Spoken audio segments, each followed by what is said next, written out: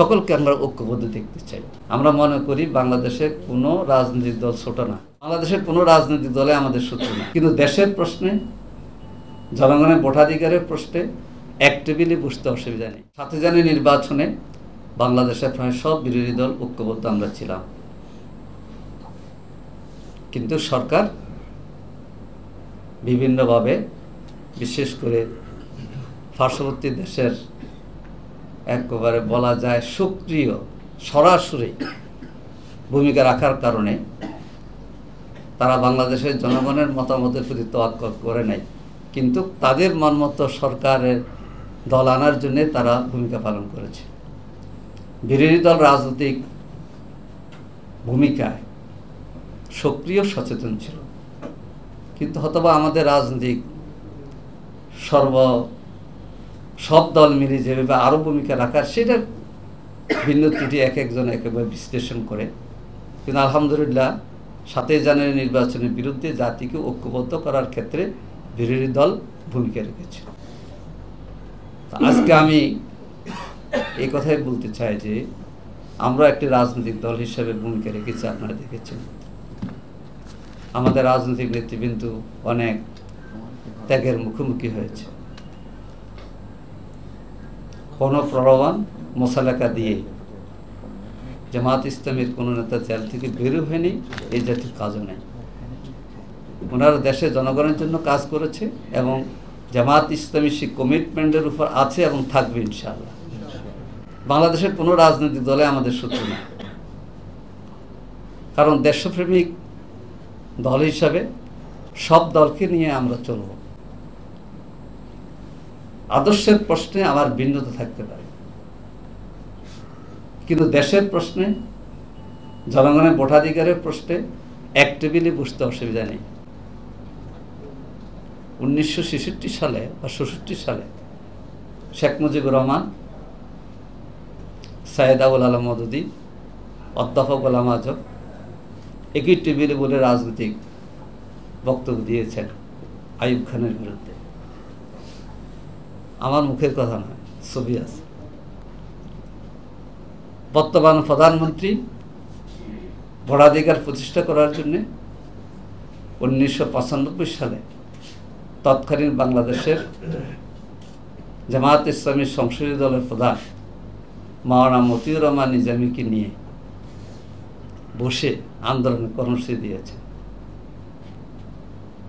Begum Sajeda Chowdhury, barrister Moudud Ahmad, মাওলানা মতিউর রহমান নিজামী আর আমাদের প্রধানমন্ত্রী শেখ হাসিনার বিরোধী দলের নেতা এক টেবিলেই ছিলেন, একসাথে বসায় ছিলেন।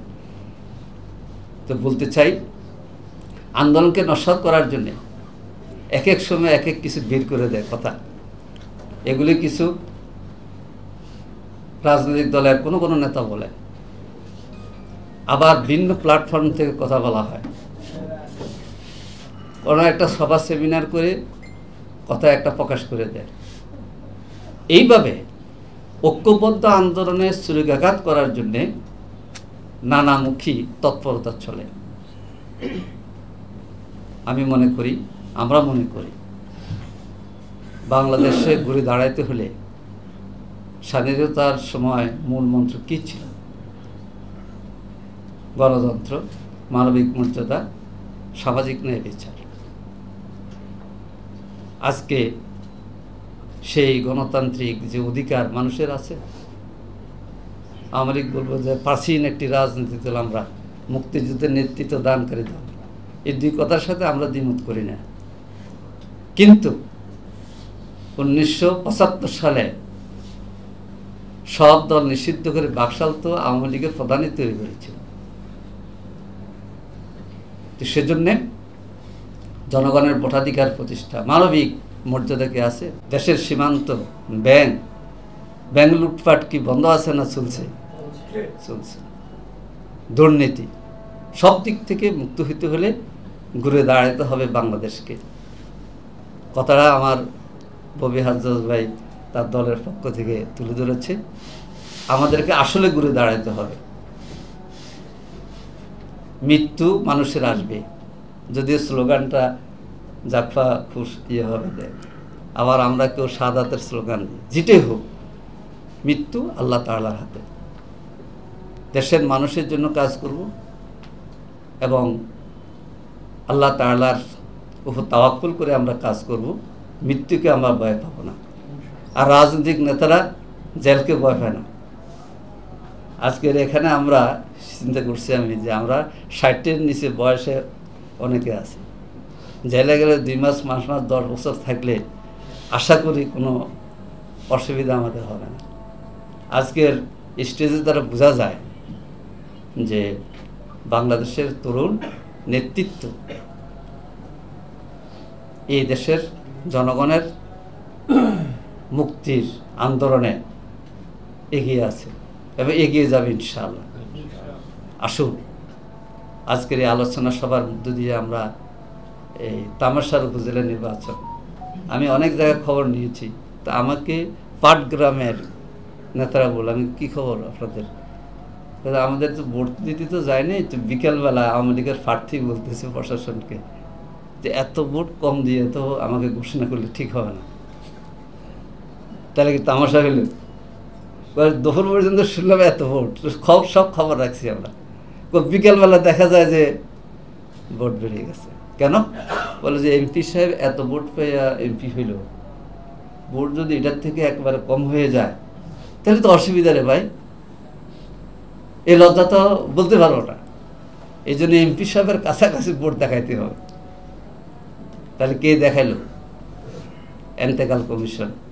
এটা আমাদের আকনবারে বেশি বলে। আর নির্বাচন কমিশন না বলে কি বলে? এন্তেকাল কমিশন। আবার মঞ্জু ভাই বলেছে ঘুমা, এটা তো দেখলামই আমরা। উনি বলছেন ধান কাটার জন্য মানুষ আসতে পারেনি, তো ধান কাটাতে বুঝলাম যে হয়তো বা নীলফামারী। অন্য জায়গায় কি হলো? 152 জায়গাতে ইলেকশন হয়েছে। এই জন্যে নির্লজ্জ দলীয়করণ, এটার জন্য প্রশাসন শুধু দায়ী না, আসলে হচ্ছে তামাশার নির্বাচনের যারা এখন মন্ত্রী এমপি তারা। আমি পাবনার খবর নিয়েছি, তো কি হইল? যে এমপি সাহেব যাকে টার্গেট করেছে তারাই হয়েছে, লোকদের বাসা দেখেন। তাহলে এটাই তো হলো নির্লজ্জ দলীয়করণ। এমপিরা কাদের মাধ্যমে করছে? প্রশাসনের মাধ্যমে করছে। আসুন, আসলে উপজেলার নির্বাচনটা তামাশা হিসেবে দেখলে হবে না, জাতীয় নির্বাচনে তামাশায় পরিণত হয়ে গেছে। আমরা সব দলের অংশগ্রহণে এবং সকল শ্রেণী, সকল পর্যায়ের দল, মানুষ সকলকে আমরা ঐক্যবদ্ধ দেখতে চাই। আমরা মনে করি বাংলাদেশে কোনো রাজনৈতিক দল ছোট না। কেউ ছোট বড় বলে, আমাদের আমির জামাত বলে না ছোট না। আমাদের এখানে যারা আছেন সবাই একটি স্বতন্ত্র বৈশিষ্ট্যপূর্ণ রাজনৈতিক দলের নেতা। এই জন্য সকল রাজনৈতিক দল, শ্রেণী পেশার মানুষকে ঐক্যবদ্ধ হইতে হবে আমাদের এই বাংলাদেশের স্বাধীনতা সার্বভৌমত্ব রক্ষার ক্ষেত্রে। আমরা ঐক্যবদ্ধ বাংলাদেশ প্রতিষ্ঠার ভূমিকা রাখব।